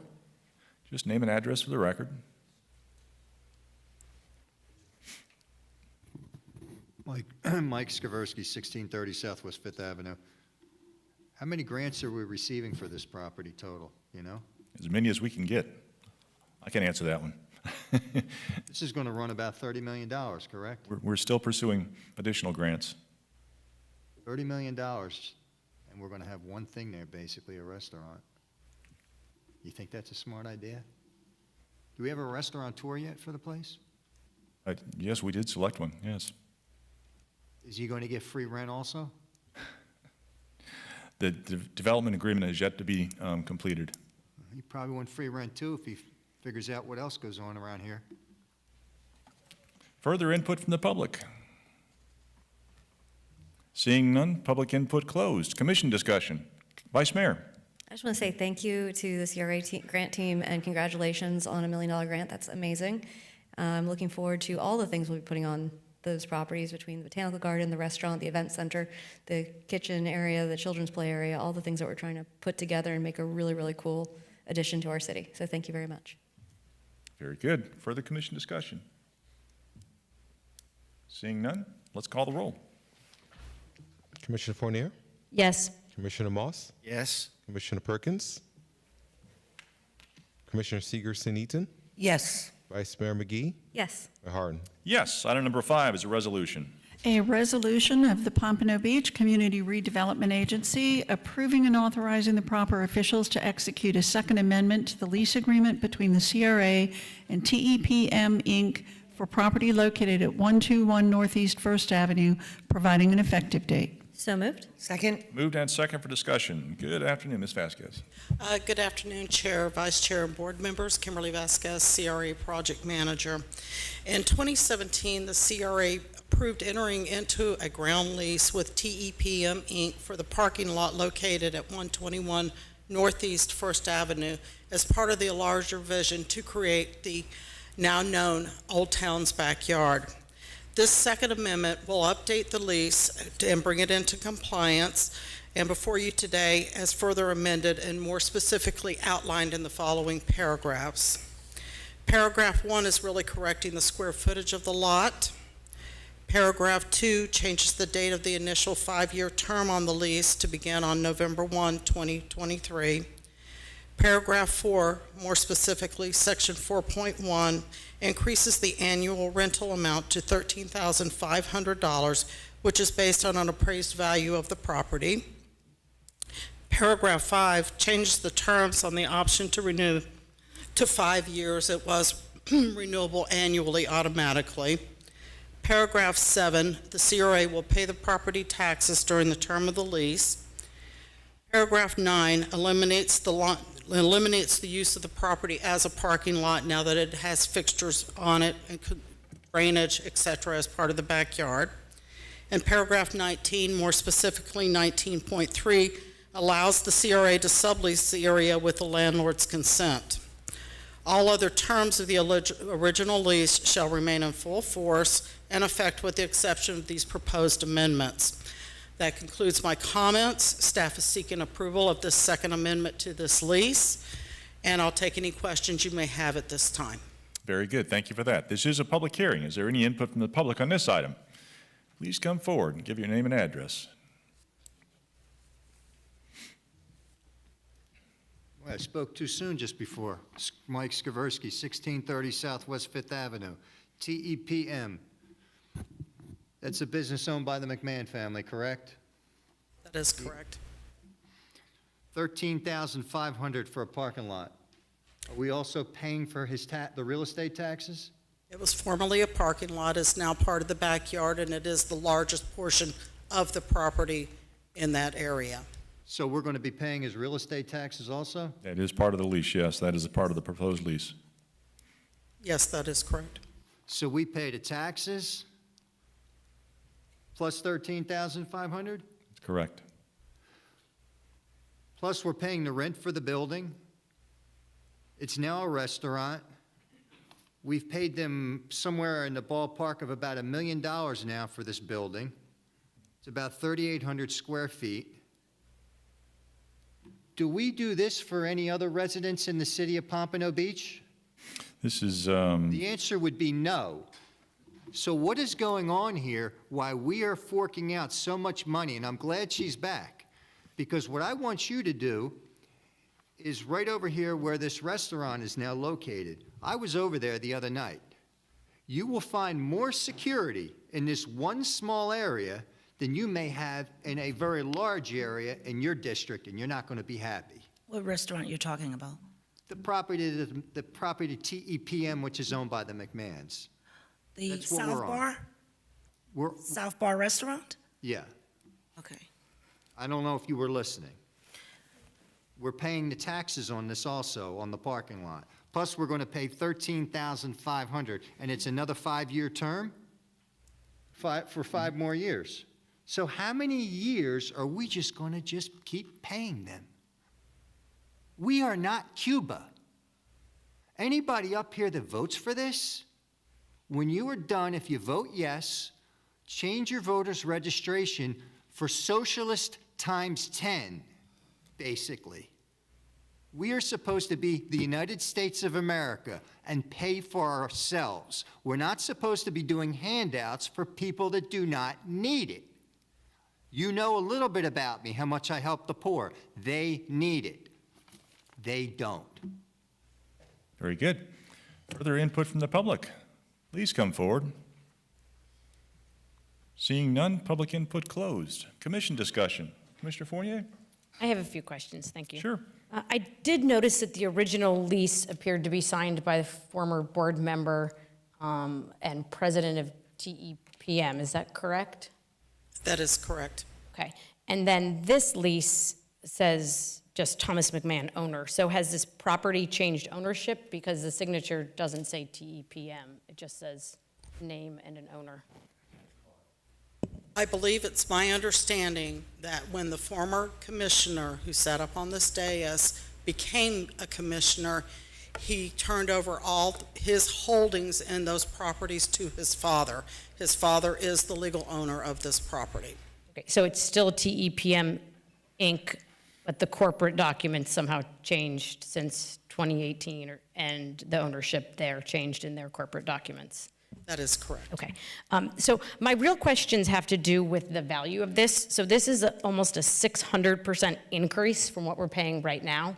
And I understand now that the backyard's in use, there's probably more value to it, but the appraisal that was done, I honestly wasn't very impressed. The comps that were used were, well, Adashi's multi-parcels that he's purchasing in Old Town.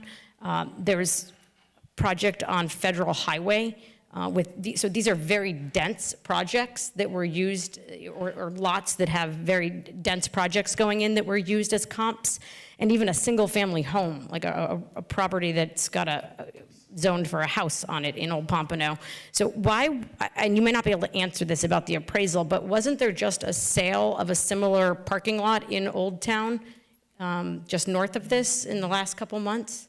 That is correct. I don't know what the value was on that parking lot.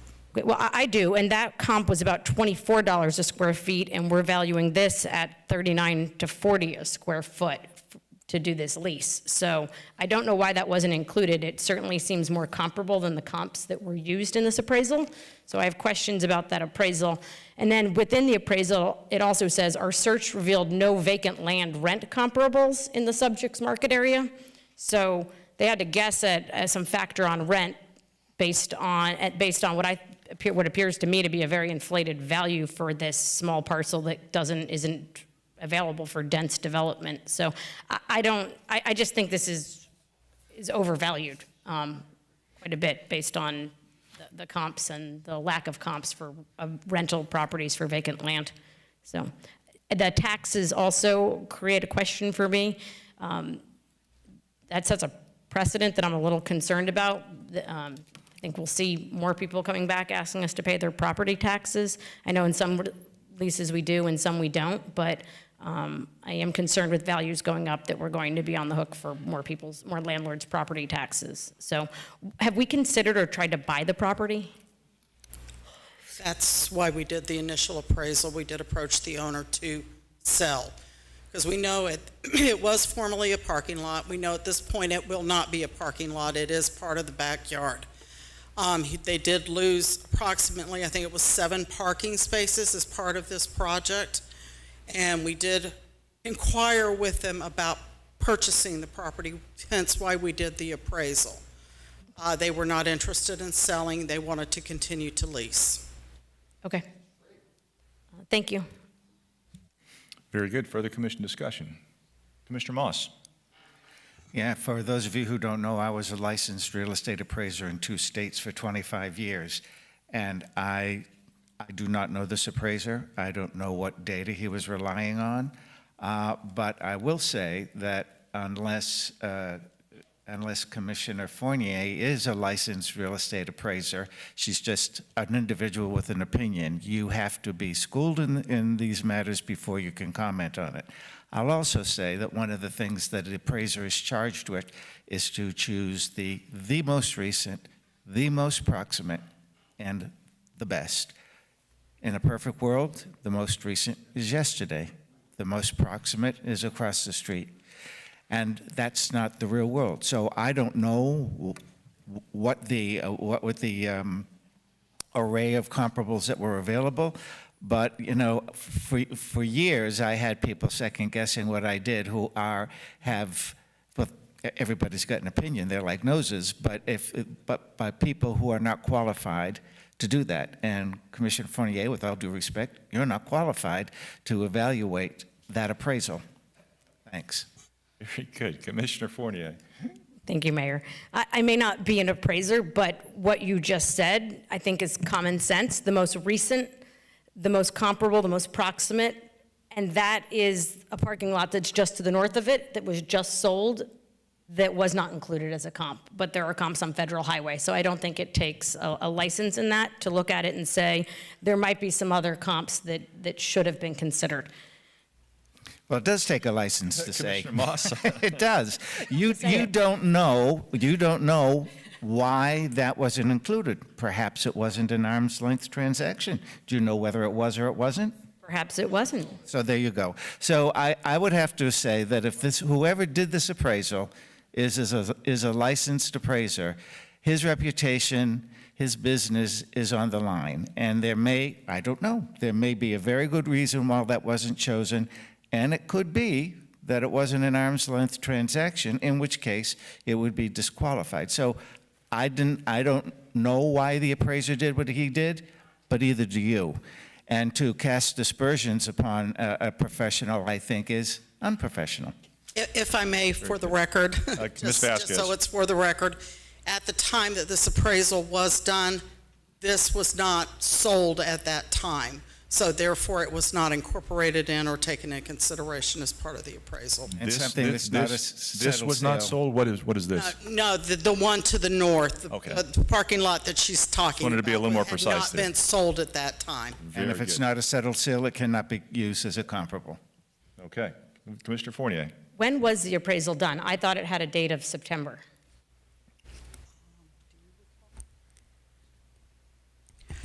I don't recall right off the bat when the appraisal was done. I do think you're right. I think it was in September that it was completed. Okay, I believe there was a settled sale before then, but I don't think it's worth getting into that. My point is that I think even just the character of the comps here, maybe I can speak to the character of them if I can't speak to the specific transactions, you don't like that, but a single-family home and a very dense apartment site zoned for apartments on Federal Highway aren't great comps for this historic core area in our downtown. So that's it. Thank you. Very good. Commissioner Moss. And they may very well not be great. They might suck out loud. They might be terrible, but they're still the best.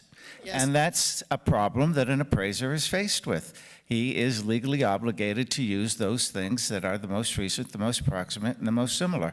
And if, in a perfect world, like I said, recent was yesterday, proximate's across the street, and similar is a carbon copy. So I don't know what the comparables were, but for someone to say that it's a lousy appraisal and maybe even suggest that something fishy's going on is it's very unprofessional, and you're not in a position, or any of us up here, I'm not in a position to judge what he did because I did not do a review of his appraisal. Thanks. Very good. Commissioner Fournier. To be clear, I never suggested something or implied something fishy was going on. Thank you. Okay, very good. Mr. Mayor, when you express an opinion that the value is inflated, that suggests something fishy is going on. Very good. Further commission discussion, questions, concerns beyond those already addressed? Seeing none, let's go ahead and call the roll. Commissioner Fournier, No. Commissioner Moss, Yes. Commissioner Perkins, No. Commissioner Sigerson-Eaton, Yes. Vice Mayor McGee, Yes. Mayor Harden. Yes. Item 6 is consideration of canceling the Community Redevelopment Agency meeting of November 21st, 2023. Yes, Mayor. Good afternoon, everyone. The item before you is a consideration to cancel the Community Redevelopment Agency meeting in November, specifically November 21st meeting, due to the Thanksgiving holiday. Very Those are good. my comments. It's good thinking, Kervin. would anybody care? I'll make the motion that we cancel the meeting of November 21st, 2023. Moved and seconded. All in favor say aye. Aye. Opposed? Motion carries unanimous. Is there any additional audience to be heard? No, ma'am. Very good. Thank you for that. That takes us up to reports. Executive Director, Ms. Sybil, sitting in for Mr. Harrison. Doing a great job, by the way. No report, Chairman. Very good. Thank you for that. Ms. McKenna, CRA Attorney. No report. Very good. Okay. Next meeting date, December 19th, 2023. I guess it's good we canceled that meeting in November, eh, Kervin? Yes. That takes us up to CRA Board. Commissioner Fournier. Thank you, Mayor. I just have a couple things.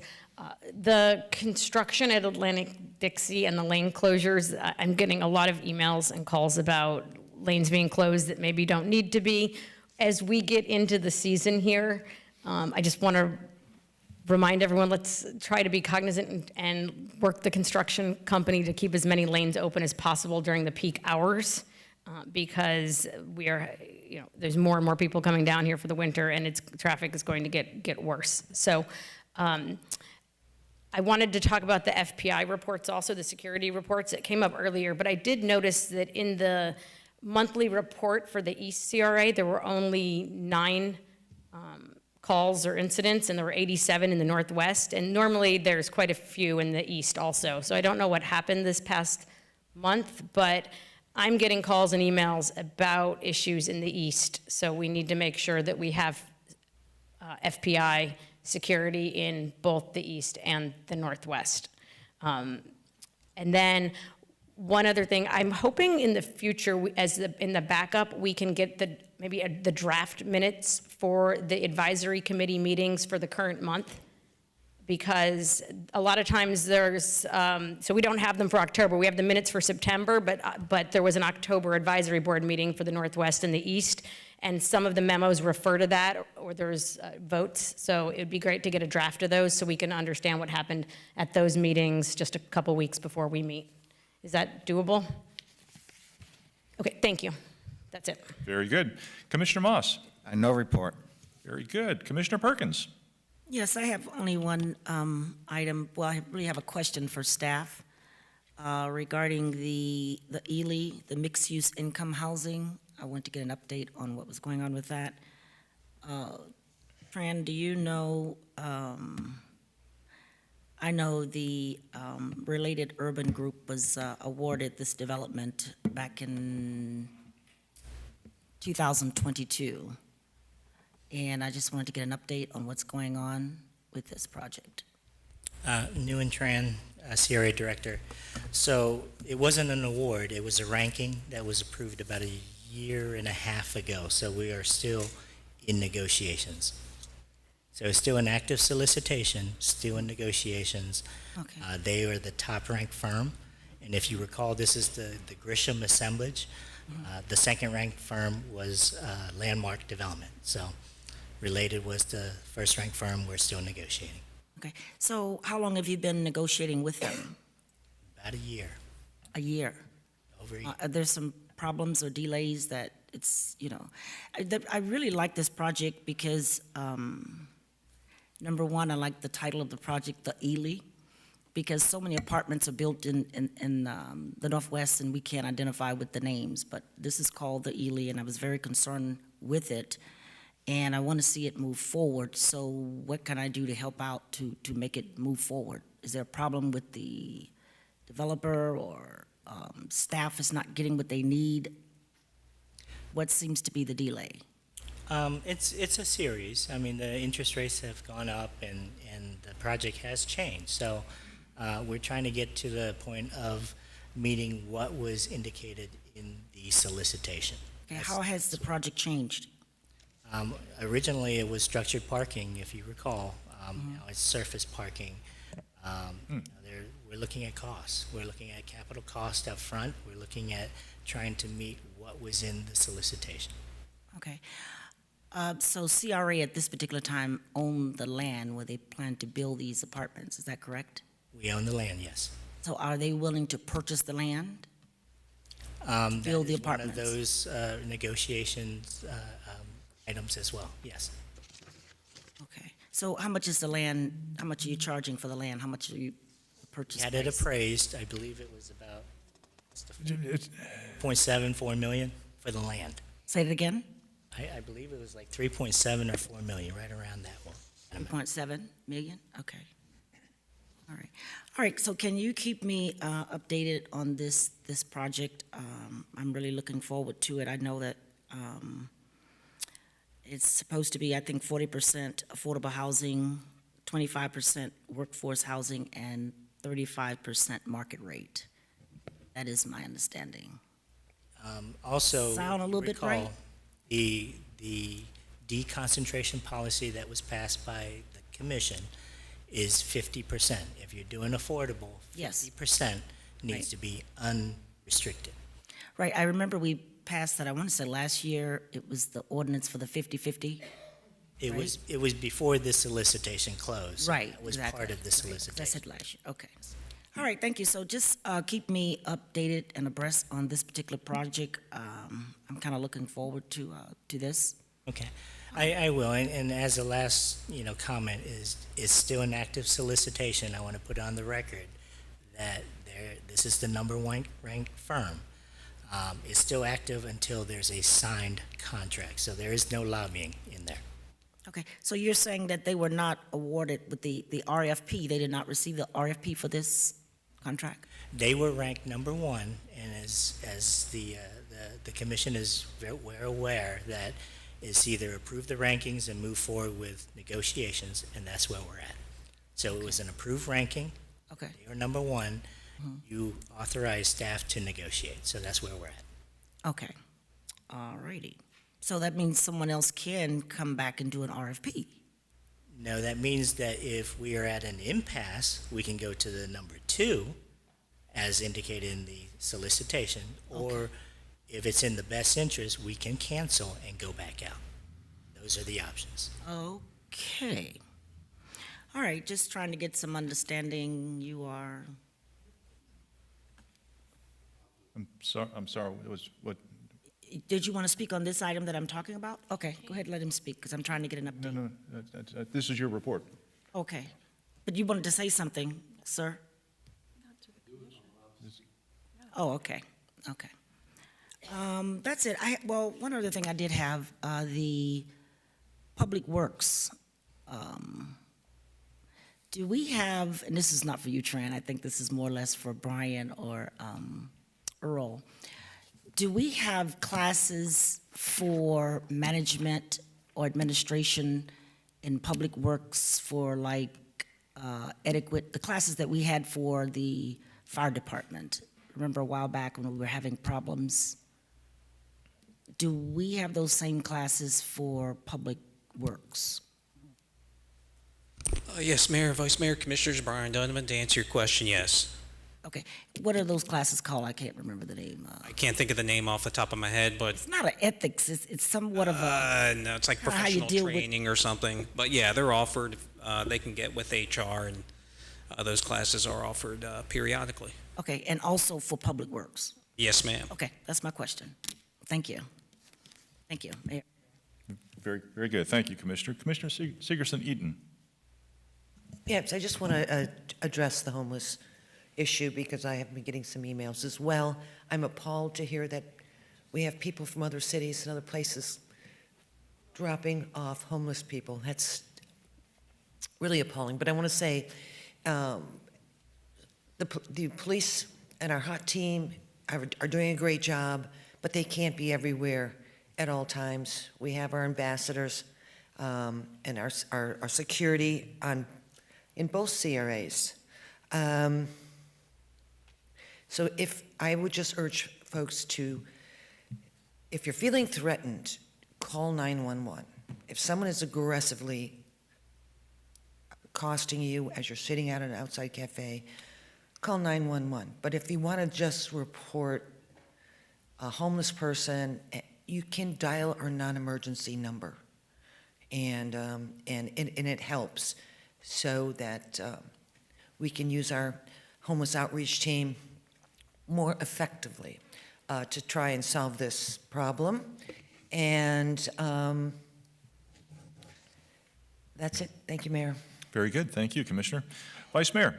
Yeah, I just wanted to, again, echo what we were worried about with trying to figure out how to manage the homeless, and I hope that, figuring out where these vans are coming from becomes a top priority to identify and deal with that as well. And just to restate, if we could have FPI come to the December meeting, just to kind of share what they've been doing, what their tactics are, anyway, and then so we can share with our residents any ways that we can further assist, such as Commissioner Sigerson was saying about calling non-emergency, calling 911, and help. Like it's going to be a citywide effort for sure. And I just think some feedback, because yeah, when I saw 9 encounters over the last month, I know just driving around I've seen more than 9. So I'd like to really kind of just figure out how we can continue to improve upon our tactics, our policies, and just any new ideas that the rest of the commission may also have from residents or themselves to figure out. It's an uphill battle for sure, and it's one that's going to always be, but one we need to stay on top of. So thank you. Very good. Thank you for that. Just a couple of things. I want to piggyback on Commissioner Perkins. She was asking about some classes for Public Works, but we also have citywide for all employees. We've got educational benefits if they can take college courses and get paid for by the city. Correct? Absolutely. There's a reimbursement policy in place. Right. So it's not just the courses that the HR gives here, but also they can actually improve their get a master's degree, a doctorate degree. It's all that kind of stuff. It's available for all of our employees throughout the city. That's great. Also, just want to highlight, it's not the CRA per se, but we just recently, this past week, had a celebration of 1 year of our community court. It was right here in the commission chambers, and it was a great opportunity to say what a great job that the community court is doing for the city of Pompano Beach and the homeless folks. And they actually, because the whole concept of community court is to get people in a place where you've got all the different service providers so that we can figure out how to help them, rather than just shuffle them off to jail or something like that. And we actually had some folks who had been genuinely helped by the community court process, and they've really turned their lives around. So hats off to Chief Judge Tudor and, of course, Judge Flo and all the folks involved in that community court right up on Northwest 3rd Ave. So great job. And that's all I've got. I will see everyone. Have a great Thanksgiving, since we will not be back here until December. So enjoy your Thanksgiving and stay safe. Thank you. This meeting is adjourned.